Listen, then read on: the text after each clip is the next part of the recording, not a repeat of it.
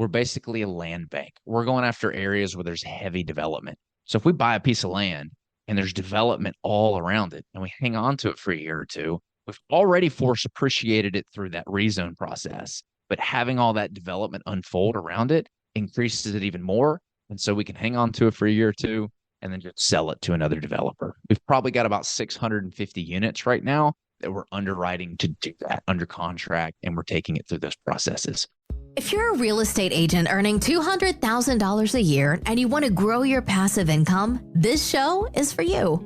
Learn secrets other agents use and hear from experts in our field who will guide you on your journey to investing in assets like apartment communities so you can take your commissions and turn them into cash flow. Here's your host, Randall. Let's dive in. All right. Welcome back. I've got a great guest on today. His name's Brandon Cobb. Friend from past. We were in some masterminds together, and so it's great to catch up with him and hear kind of what he's working on these days. He's a CEO and co-founder of HBG Capital. They are based in Nashville, and they're doing a lot of affordable housing development from either just the land entitlement and sell-off. So we cover all the different strategies that he's using, the 4 different exit strategies that they use whenever they go into an acquisition and what they're looking to get out of it.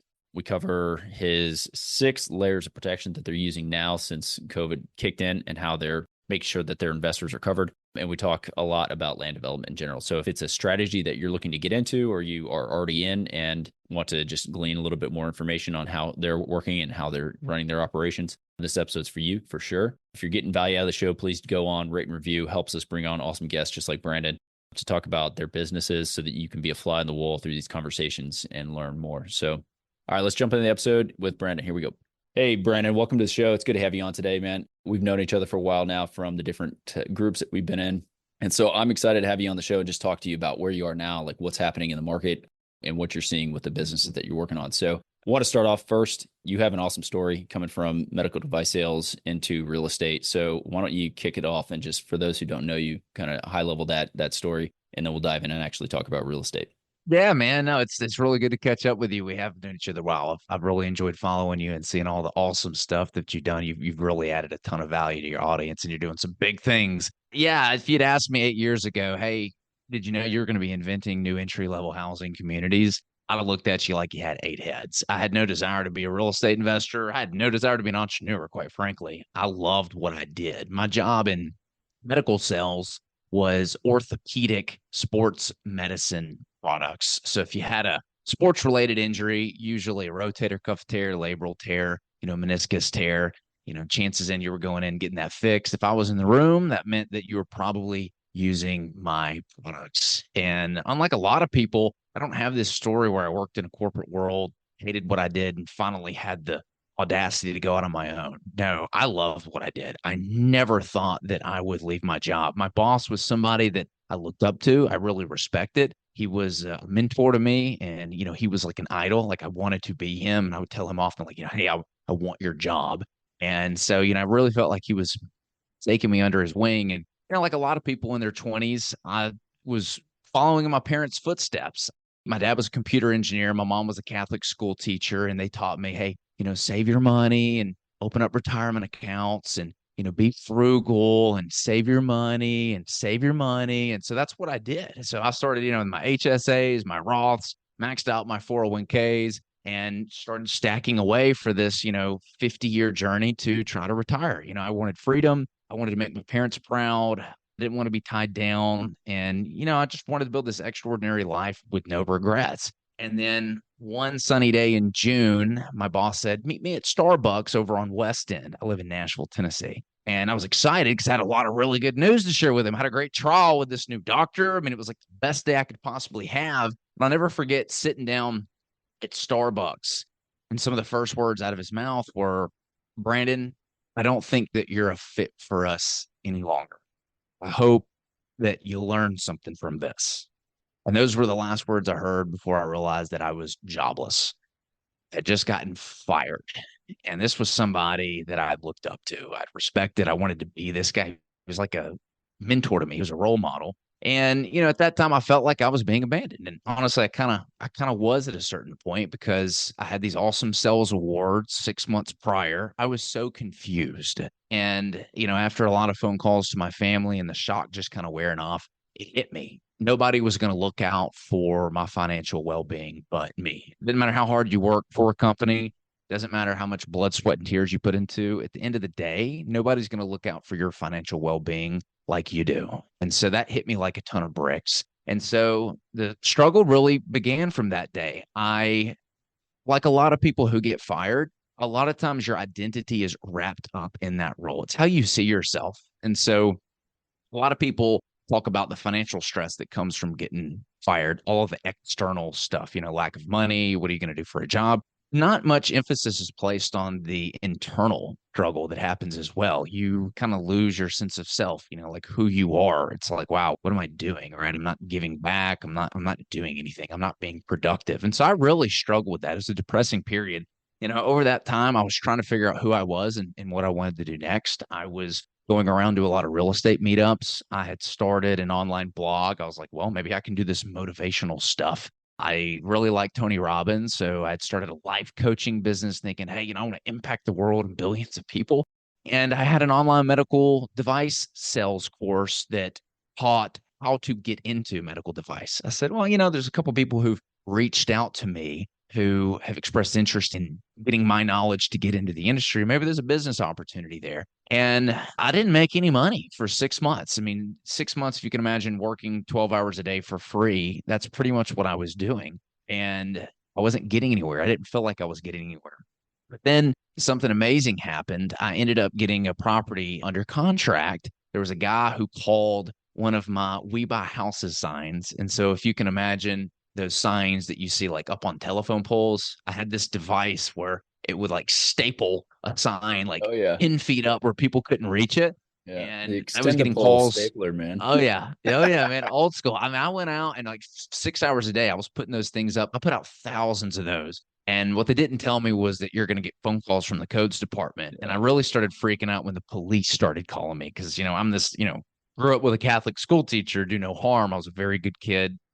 Throw the book at me. I'll follow it. I was really freaking out thinking, oh my God, I'm going to go to jail. I'm going to go to prison. What have I done? And, working through all that, it did produce a guy who was facing foreclosure.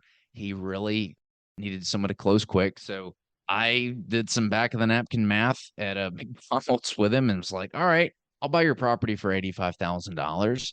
And so I went and said, well, I need the money, sold all of my retirement accounts. In the meantime, I had this partner who I had met doing the real estate meetup stuff, and him and I decided to do this flip together. So he put up half the money, I put up half the money, and I drove an hour and 10 minutes every single day to this property as a general contractor, managing Craigslist subs. Hint, never get subcontractors off Craigslist. I didn't know that at the time, though, but ended up making about $30,000 off of that flip. And I'd given myself this ultimatum. I said, hey, if I don't make any money by myself as an entrepreneur in this time period, I think it was like 7 months, 6 months, 7 months, I'll just go get another job. That's the worst case scenario. And that's the key. I was comfortable with the worst case scenario starting this journey. And so I said, I've made some money, so I got to keep going.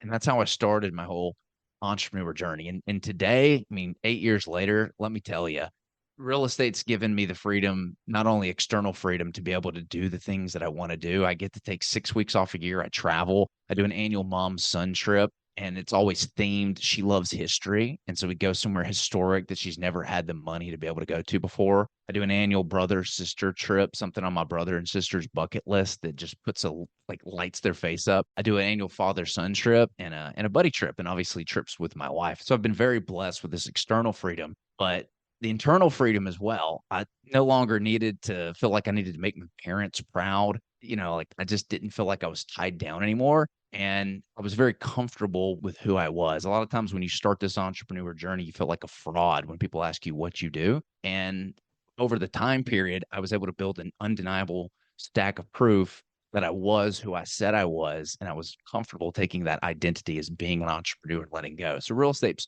really afforded me the freedom to do some pretty amazing things.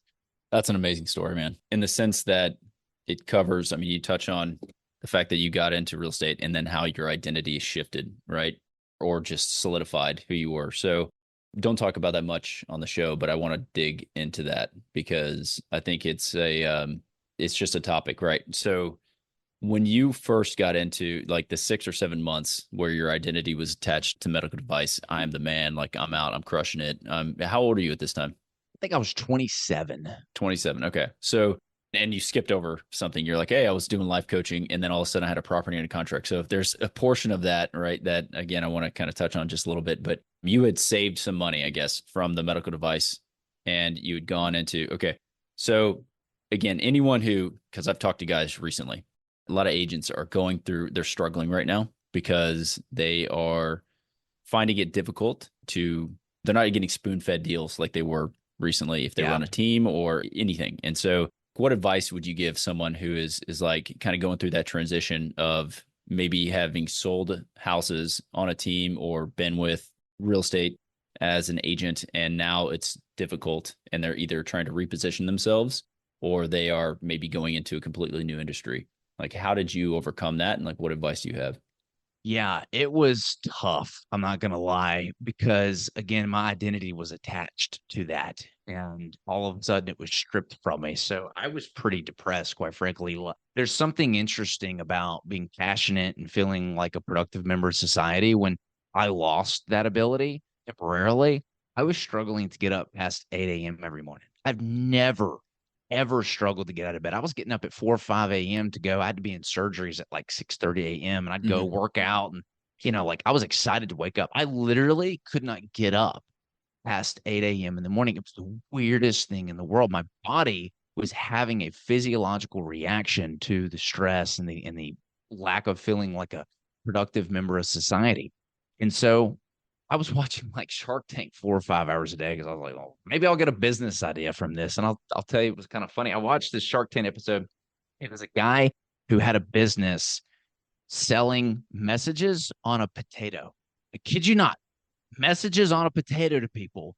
And this was a successful business that got an investment. I remember thinking, if this guy can do it, if Potato Message Man can make money as an entrepreneur, I better be able to do that. Yeah.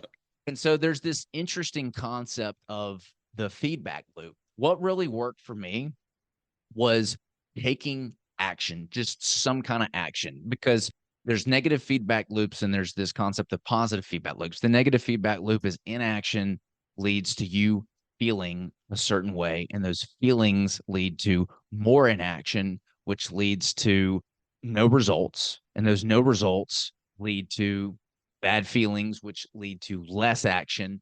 And so you just kind of get stuck in this loop. I started taking massive action, like everything, like I said, motivational blog, course in medical device sales, wanted to be like a life coach. And then I was doing this real estate thing too. I was massive action. I did not have time to think about how things were not going well. It was just massive action in a direction. And I noticed that real estate was the first thing that started to take off and show potential. And as soon as that happened, I cut everything off.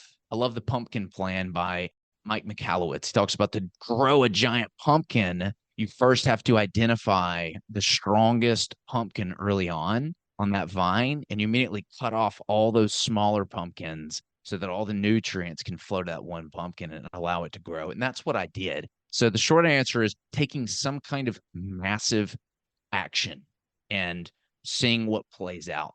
When I was taking action, I at least felt like I was in control, and that allowed me to manage my mental state, which was the most important thing to do at the time.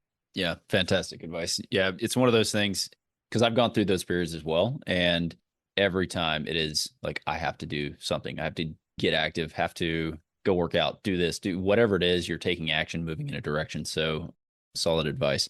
Let's talk now, right? So you got that one house, flipped it, made some money on it. You're like, okay, I'm stuck in real estate for the better. What does it look like today? Like, what are you working on today? And what is your business looking like?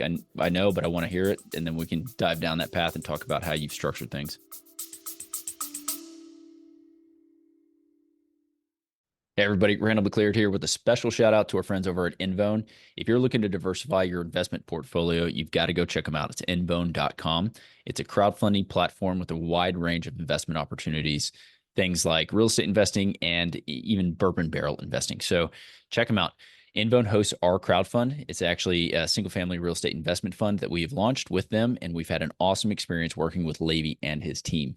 They're super responsive, very quick to assist us with things that we need. And they have crowdfunding down to a science. Go ahead and check out episode 154, where Levy and I discuss crowdfunding in detail and how it can help you either invest or raise capital. And check this out. As a friend of the pod, launch your crowdfund with Invone, and you're going to get an exclusive 10% discount when you head over to invone.com/ABC, or simply call Levy and his team at 475-800-8716 and mention Agents Building Cash Flow. Go crush it. Happy investing. Talk to you later. Yeah. So today, everything we do is focused on entry-level housing, affordable housing. And when I say affordable housing, I'm not talking about Section 8 or government-funded housing. I'm talking about first-time homebuyer housing. You've got less than 10% of the homes that are being built today are what they call entry-level or affordable. And when I say that, I'm talking about a $2,500 per month mortgage. That's about what the new family who's looking to buy their first home can afford right now on average as a nation. So you have 10% of the homes being built that are affordable. But you have over 33% of the home buying population, specifically millennials that are at prime home buying age, that are looking for this opportunity. And it's just not there. So there's huge supply and demand imbalances. So that's where we're at.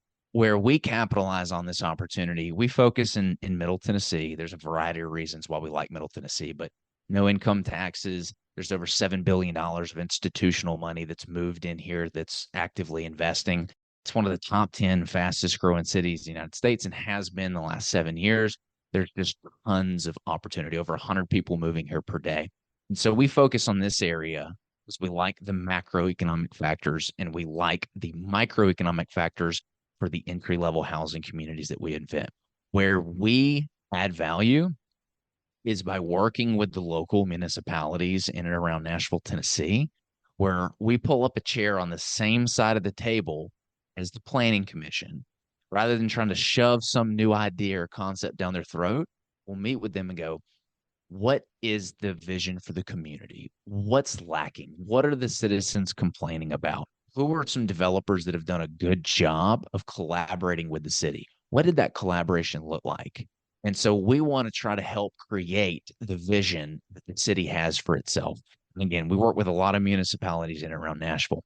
And so our strategy is to identify those parcels of land that are not the highest and best use. And we do a value add strategy that happens before we buy it. So once we've identified these parcels of land, our goal is to take farmland and turn it into entry-level housing communities, 50, 100, 200 plus homes. And so there's a lot of value that you create there. It's a forced appreciation strategy, very similar to, multifamily or, flipping houses, where you might buy a multifamily unit, fix it up, increase the rents, force appreciate the property, or you buy a house and you renovate it, and you force appreciate it. We force appreciate the land by turning it from farmland into a housing community, and we do it before we buy it. So we're rezoning that land, or we're entitling it, and entitling it is just a fancy word for saying getting all the approvals with the city and state in place to build a community there.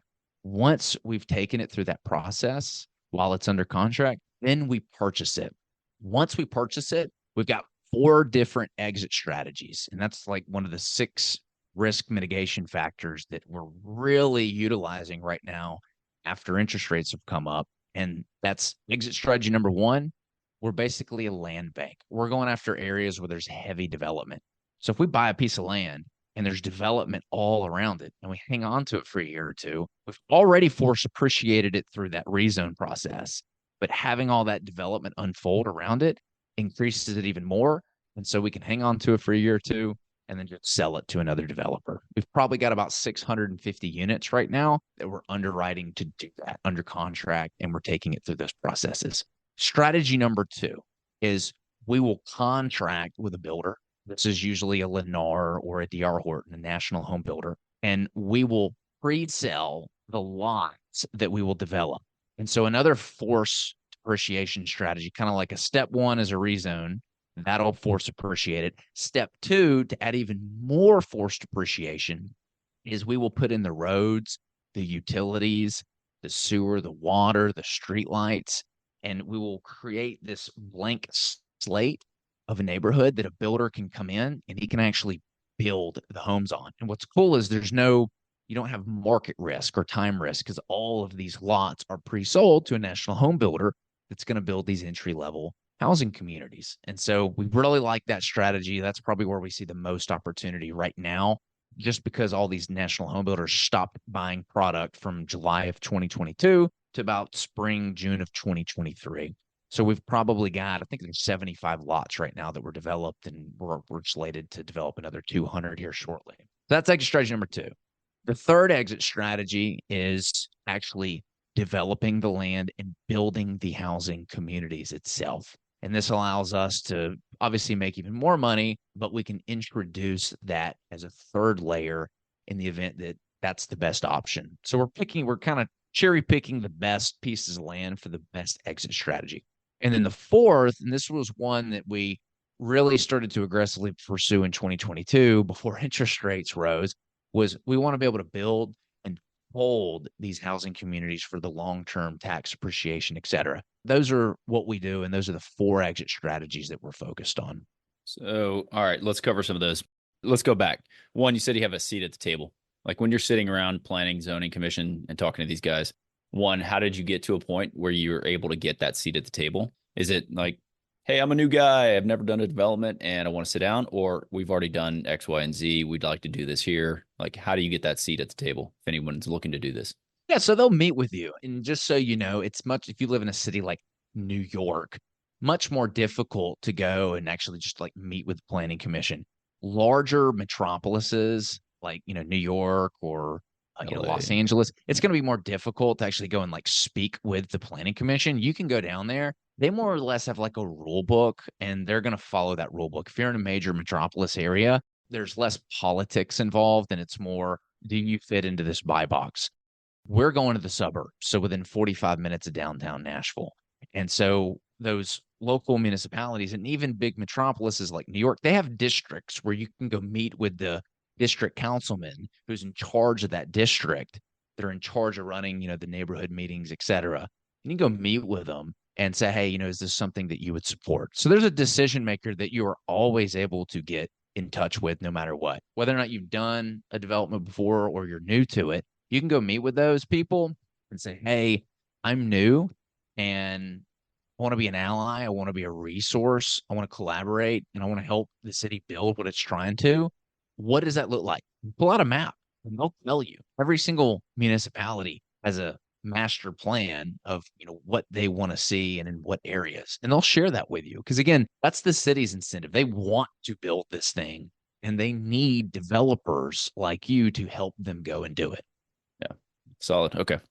Yeah, there's a lot of that. I mean, in San Antonio's kind of same, but then you go out Seguin, you go to some of the other neighboring counties, and you sit down, you're talking to the guy. You're like, hey, guy, you run the entire tax department, and you are the head of it, and I'm talking to you. So yeah, get out, have those meetings.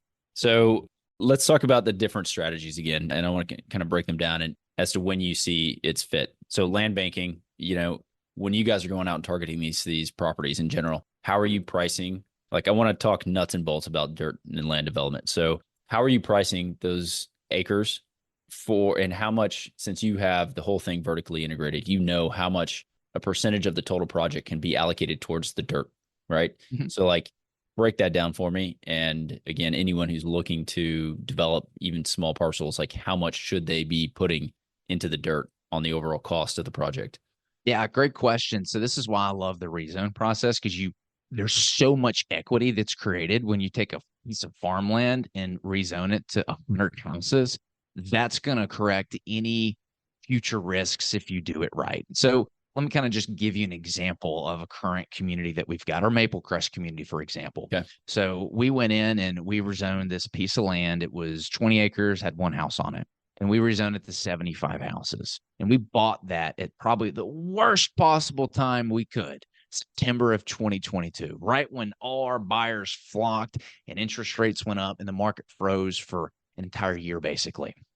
We had rezoned that to 75 houses. The house was probably worth $360,000 worth of land on it. Our conversation with the homeowners, hey, if we could pay you $700,000, would you be interested in that? He's like, well, yeah, how are you going to do that? And so that was our compelling value proposition to get her on board. And it works really, really well. Funny how if you pay people double what they know their property is currently worth, they're going to do business with you. And so we ended up purchasing that land for about $9,000 per lot, something like that. So $9,000 per potential home. And we knew that that was a really good deal because we knew at the time our development costs were probably going to be around $50,000 per lot. So our all-in cost on this community, we knew was going to be somewhere around 61, maybe $62,000. And at the time, we knew lots were going somewhere between 80 and $85,000. If you look at that, that's a potential profit of about $20,000 to $25,000 per lot. And if my all-in costs are about 60, 62, and I'm making 20, 25, I'm over 30% gross profit margins on that. That's a lot of runway. And if you look at it from a downside protection standpoint, the value of those lots would have to go from, 80, 85,000 down to my break-even point, which was $60,000. They hadn't been $60,000 in a very, very long time. So that's like a 25% reduction in value. That's a pretty significant runway. There's a lot of commercial real estate right now that had a 20, 30% reduction in value after interest rates went up. And a lot of those operators are having to hand the keys back over to the bank because of that reduction in value. I can take that blow because of all the equity that I've created. And what I love about doing these types of deals with our private investor partners is we own these deals outright. And so we bought that deal in September of 2022, but we were not in a distressed situation. We just hung on to it with our investor partners, and we waited a year and a half. The market bounced back. The buyers came back like we knew they would. And now we're probably halfway through developing those 75 pads, and we've got a builder that's lined up for it. So those are the kind of margins that we want to see. Somebody who's kind of new to this, it's a reversal strategy. You want to start with what is the finished pad price? So what are you seeing builders pay for a finished pad price in the area? And then speak to some developers and get a range of about what the development costs are going to be. So if you take that finished pad price, just subtract your costs, same thing, like, hey, what's the house worth after I fix it up, back out all your renovation costs, and then build in your profit. And then that's your offer price that you want for the land. That's how much margin you want to have built in. Yeah, solid. Okay. So walk through the process of contracting dirt. You paid double, right? Again, that was an arbitrary number. You doubled it, or you said, look, I know that I can pay $9,000 per lot, and this is what's going to cost. We knew that we could go up to probably, $15,000 per lot on this gig. So the value of that dirt, once we entitled it, we bought it for $7,000, but honestly, dirt was going for about $18,000 to $20,000 per paper lot. Paper lot just means it's approved. It's raw land that you can build 70 houses on it. Yep. So if you multiply like $20,000 times 75 homes, you get a pretty good number right there, right? That's like probably worth 1.4 million, somewhere around there. And again, we bought it for $700,000. Yep. So that's a lot of equity that you've got baked into that deal. So looking at what raw entitled land is going for in an area is a pretty good idea of how much room you can bake into your offer price. And so we knew in this situation, we could have doubled our offer and it still would have been a good deal for us. But we knew we didn't want to do that. We knew that, hey, let's offer them double what it's worth. And we know they'll probably go for that. So, all right, let's break that down then, because that's kind of what I want to touch on. Sorry, I got sidetracked there. All right, so you offered double, right? And then the process of getting it entitled, what you say, look, we're going to pay you double, but we need a year to get this thing entitled, right? And then, hey, we need you to sign off on all the documents that are going to go to the county commissioners or whatever it is, right? And so then you guys get effective control of the property. What does that look like as far as money going hard? Are you guys putting a lot of money at title to keep that? Or is it, hey, your benefit is coming in the 2 times price that you want, so just give us the time we need at $5? What does that look that's like? right. We do whatever we negotiate with earnest money. We've done as little as $1,000. We've done as high as $20,000. It just depends. And yeah, I mean, there is a significant waiting process. A year and a half is what they're going to have to wait, but they understand it because we've explained that process to them. Mm-hmm. And so they're, getting a big payday on the back end, and they want to cooperate because they know that they're not going to get this kind of offer from a consumer or somebody buying the property as is. Yeah. Okay, awesome. Yeah, I just want to break that down on the how to. And then so you mentioned a development cost in there just for listener. That's the horizontal development, right? That is the infrastructure going in, putting the sewer septic, whatever you're putting in for those lots to get it to the 60. So how did you decide on what is that number two? That's exit strategy number two of contracting with the builder to build out. How did you guys decide on that exit on this one compared to just banking it or holding it and then selling it as a fully entitled lot? Yeah. So on this type of deal, had we sold it as is, we would have probably made somewhere around, $650,000, somewhere around there, which is really good money. But we knew we could make, $25,000 per lot times, 75 lots. So more than double Mhm. developing it. And we had like 5 letter of intents to purchase from 5 builders, 3 of which were national home builders. So there's a lot of interest in this area, and we had the right investor partners lined up already. And so if we're going to decide to either develop a community or build a community, the two things we look at first is, do we have the capital and do we have the capacity? Mhm. And those two things first dictate whether or not we're going to, develop and sell something versus just entitle and sell the paper. If we're entitling and selling the paper, it's usually because we don't have the capital or we don't have the capacity, or it's just an area where we don't have the right relationships in. And that's what dictates whether or not we do that investment strategy. So because this was an area we'd already built a lot of houses in, we already had boots on the ground. We literally just developed 150 lots around the corner and sold them, over the last 2 years. We felt very comfortable with this area due to the demand for these finished pads. We felt comfortable doing that. And so these were the factors that played into us deciding to raise money and then develop it. Got it. Okay. So let's talk about that then. I don't know how much you can talk about. I don't know what kind of raise you did, 506B or C or something else, JV. I'm not sure. But when you're talking about bringing on partners to do a deal, what type of returns if I'm like, hey, I want to get involved, what's the juice? What am I getting out of this deal if I'm putting some money with you, Yeah, man? we do two different types, right? So banking, the banks have kind of stopped lending on these pure land development plays. So in the past, what we had done was we had raised 50% equity from investors, and the remaining funds through the project would be debt. And so in that case, it's a 50-50, very, very low, LTV value compared to some of your other real estate stuff. Yep. Not a lot of leverage. And so in that case, we were doing an 18% pref to investors. And so as the lots sell off, bank would get paid back first, investors get paid back their principal plus their 18% IRR. And that worked out really well. When things kind of started to dry up and become more difficult to get bank financing, we now moved to a model where I've had to raise 100% equity from investors. And we've basically done a 12 to 14% pref equity split right there. So it's a first position type loan where we own it outright with our investor partners. We've done an equity structure, we've done a debt structure before, but it's a first position. And so those are kind of what we do. It's either, we can come to the table and get all the money and own it outright with our investor partners, depending on the economic conditions. Like right now, I feel very comfortable owning these assets outright with our investor partners. I give away more of it, but I've removed that market risk, right? I can afford to hang on to it long term. That's what we're doing right now. I'm sure at some point we'll reintroduce the debt model where, we bring in some kind of, private equity, probably some kind of like private equity debt, most likely.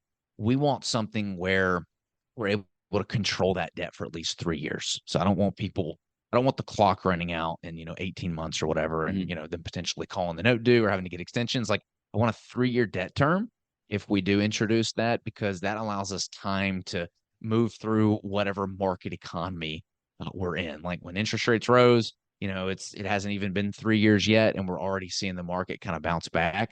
And so, 3 years is kind of enough time to do something if we do get some kind of, black swan event like we've seen recently. All right, break that down for me again. You said you went from 18 pref to 12 to 14 pref on a partnership deal. Is there a back end split? Like, what am I? Because it seems like your equity costs have gone down. Yeah. So Okay. well, in the first scenario, 18% pref equity, right? So Yep. bank gets paid off first, Yep. then you got the 18% pref, and it's just straight 18%. So we do a 100% waterfall to investors until they get their principal plus their 18% IRR, and then they're pretty much out of the deal. So there's Yep. no split above that. It's very simple. It's very straightforward, very strong pref. And so our company is able to profit on the remaining homes or the remaining lots that are there. Yep. So once they're out of the deal, we profit on the remaining. it's a true incentivization with us and investors. So we literally can't make any money until the investors get all their money back plus their Plus 18% 13. pref. Yeah. Yeah. That's if they're doing a debt equity structure. If we've got to raise 100% of the cost of that project just from investors, in other words, we've removed that risk of the debt. Money coming in goes to the investors first. We aim for a 12 to 14% IRR for that deal. Same thing, pref equity. We're going out, they're getting paid first. Once they're out of the deal, then we profit on the remaining lots that sell or the remaining homes that sell. Okay. Let's cover then. I know you talk about the 6 layers of protection that you guys are in now. We haven't really touched on that all the way, and or the follow the money strategy. Those are 2 things that we can touch on. And it sounds like one of the layers of protection are the number of exit strategies that you have going into a deal. So why don't we cover all 6 of them, and we can either dive into them or just at least lay them out so that listeners know and they can put this to work in their strategy that they're working on as well if they can. Sure. So we've touched on a few of these, and so we'll kind of go into a little bit more of the ones we haven't. But number one is multiple exit strategies, right? We've already explained how we can go and just sell the entitled paper, develop and sell the lots, build and sell the homes, or build and rent the homes. That second is the controlled debt, right? I talk about how we really want to have debt that is 3 years out, or it's some kind of privatized debt where it's our basically investor partner debt where we own these outright with them, or they're coming to the table with the full amount needed to do the project. The third is going to be the ability to hold. And so I talked about how we bought this piece of land, worst possible time, September 2022. But because we bought it with our investor partners and we didn't have any risky debt introduced to it, we owned it outright with them and we had the ability to hang on to it. And that paid dividends because we were never put in a distressed situation, right? So that's very important. You want to be able to hold on to whatever asset it is. The fourth, and we've kind of touched on this, is you want to be able to force appreciate the value of that asset. You want some kind of control over the value of it. And so we do that through that rezone process. And again, we talked about how you can fix up a house. That's a way to force appreciate it. You can fix up and increase rents on an apartment complex. That's another way to increase the value of that. You want some kind of forced appreciation play. So that's the fourth right there. The fifth, and we've touched on this a little bit, you want to be able to control the time risk. The longer that asset sits on the market waiting for it to sell, the more risk is introduced. And so what I really like about introducing these build to rent funds that will purchase these houses that we built, or builders that will purchase these developed, ready to build land lots, is you've eliminated the time risk. You've got it sold before you even stick a shovel in the ground.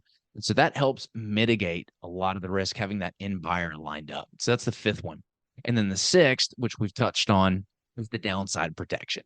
How far can that asset's value go down before you break even on the deal? And that's really what I hammer home with a lot of investors who hop on calls with us. And one of the things that, let's say, some of the astute people ask is at the end of the call, they go, was there anything that I haven't asked you that I should?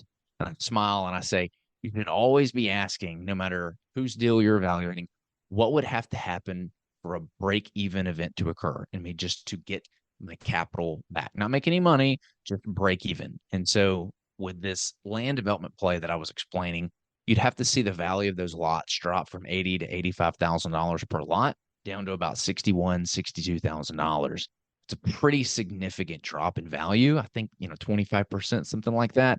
And so you don't want to be in these deals where if you get an 8, 10, 12% drop in value, you're breaking even. Like, that's just not enough leeway.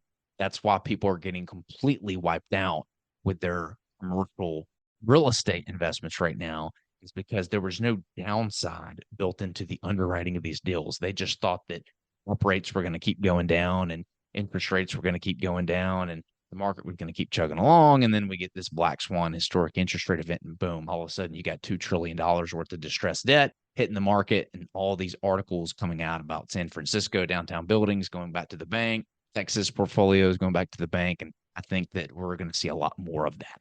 So that's number 6, is you want to make sure there's plenty of downside protection built into that deal. Yeah. Solid. Great advice, man. Let's talk about follow the money, because you alluded to this earlier. And like, we're in this market because X, Y, and Z. So many factors are coming into your market where you are. So how should we follow the money? Yeah. So this is a way to simplify an investment strategy because there's so many things that are thrown out there. There's so many different types of investments, stocks, bonds, real estate. I mean, in fact, in real estate, you've got multifamily, commercial, self-storage, single family, small multifamily. There's so much confusion because people are getting thrown all these different ideas on what's best and all these gurus telling them what's best. The reality is what's best is going to be whatever you're able to focus on and whatever asset classes and areas the money is moving into. There's no right or wrong answer here. I joke that the best investment advice I've received is invest in things you know and understand Warren and things Buffett. that money are moving into. So what are the money? Like what's the follow the money, Brandon? There's four different types of money, right? You've got your institutions, you've got your large corporations, you've got your small businesses, and you've got your consumers. That's where the money is. And so you got to look at it from a very holistic, high view, macro level, like what areas is the money moving to? And then you've got to look at it from a more micro level, more ground level approach. What asset classes are money moving into? If you can do that really well, doesn't matter what economy you're in, you're going to do okay, right? I joke that restaurant industries and hospitality got hit very hard during COVID. There's money coming out, right? People were not booking hotels. People were not in Airbnbs. They were not vacationing.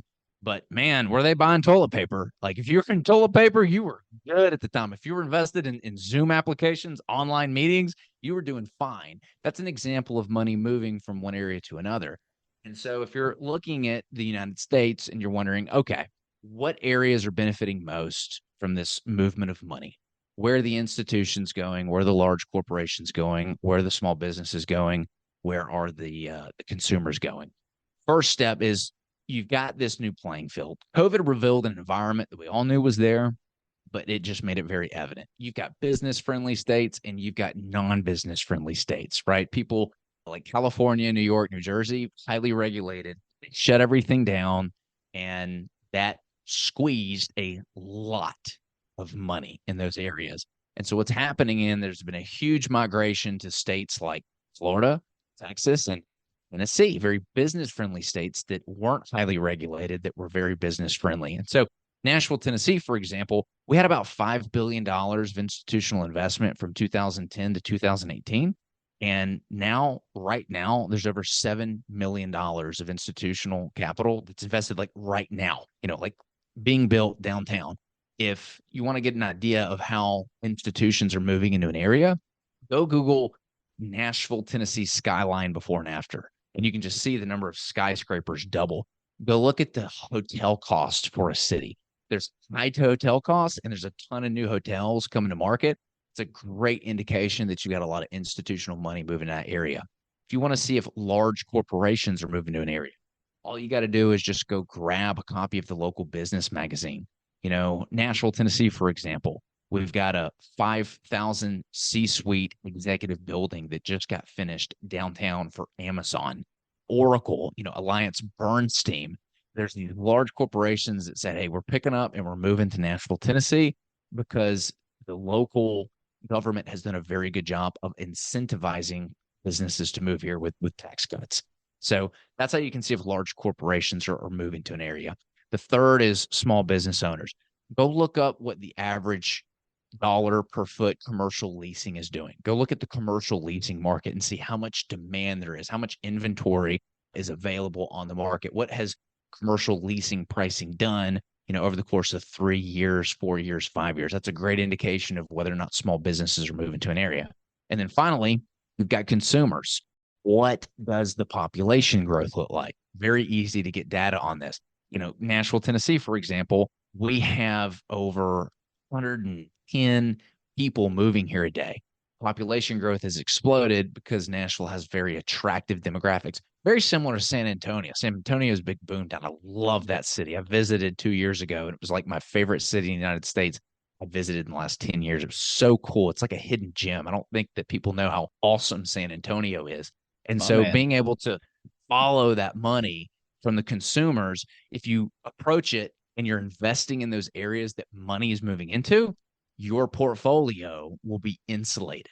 And so that's the macro approach, right? Setting what area. And then the next is asset classes. I joked about the toilet paper and COVID being invested in toilet paper or Zoom applications when that happened. It's the same thing. Different real estate classes perform well at different time periods, right? Single family struggled in 2008, 2009. Well, everything struggled, but single family particularly struggled in 2008, 2009. Now you've got struggles in the commercial world. You're seeing that. So depending on the sector and depending on where we're in the economy, different real estate products do well. Right now, we've got a housing shortage. We've got an inventory problem. And specifically, it's that first-time home buyer housing product that we seem to be very, very short on, right? I touched on the large supply and demand imbalances there. You've got 30% plus of the home buying population facing 10% of the houses that are being built out there. Huge supply and demand imbalances. And so for us and our firm, if we can focus on those areas that money's moving into and focus on an asset class that we think has a fantastic runway, like entry-level housing, then we feel like that's going to give us some insulation against future market volatility. Solid. Look, man, I want to wrap it with talking about some of the specifics, I guess, on how you're able to, I know you're vertically integrated and you guys can take it from dirt to vertical production, right? If you guys go vertical, how much are you guys, one, I guess, what's the resale value that you guys are targeting? Is it less than 300,000, less than 400, like in your market? Like what is that median home price and what are you guys targeting? Yeah, mid 300s is what we're targeting in our market, right? Like I said, $2,500 per month mortgage is what we're trying to focus on. Okay. So if you're hitting that, then what does it cost in today's market? Because cost to construct has gone up. How do you guys keep your costs down? And like, what is your vertical costing you on a per foot basis in your market? Yeah, it depends on if it's a townhome product or if it's just your standard. So different markets will require something different. But, right now our cost to build a single family home, again, entry level is 1,400 square foot all the way up to 2,000 square foot, 3-bed, 2-bath is somewhere around $140 per foot is what it's costing us to build. And that might go up or down depending on what the impact fees that the city charges. So we kind of look at our cost per foot, like we bake it all in together. So a lot of the impact fees that the city charges is kind of built into the cost to build. And so that's what we're seeing right now for our single family houses. Is that inclusive of the dirt? So that's all in? No.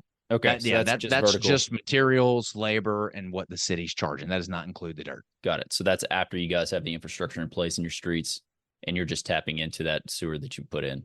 Yeah, correct? That's right. Okay. Yeah, it's interesting. So we'd gone back and forth. I've been looking at that number for a while because we've looked at some developments and we have, my brother and I, we had that townhouse development deal that we were working on and trying to get that number down as low as you can, obviously, because that's where your spread's being made. So your price per foot is around $200 retail. Is it 210? Like, what are you guys selling those things for? If it's that same product, $350,000 for 1,500 square foot house. I don't have a calculator in front of me, but yeah, $350,000 house, around 1,650 square feet. I'm not sure what the about math works out to there. To something. I'm just curious again for my own knowledge what you guys are selling for. Anyway, that's the weeds. We don't need to go down that road. I was just kind of curious because again, we've been looking at stuff like that. So, hey, look, man, I appreciate you jumping on, sharing your knowledge, information about development and just all the things that we've covered today. So I'm going to throw your info in the show notes and I'd encourage anyone listening to go and reach out to Brandon, talk to him directly because he's obviously crushing it and doing some amazing things and your business is growing, man. So again, appreciate you sharing your knowledge with us today. Hey, thanks for having me on. It was a pleasure. Yeah, for sure. All right, guys, catch you on the next episode. Did you know that 80% of the agents we speak with got into real estate in order to gain passive income so they could obtain financial freedom and become work optional? If you want to stay up to date, the best way is to make sure you're subscribed. So if you haven't done that, go ahead and do it now. We'll catch you on the next episode.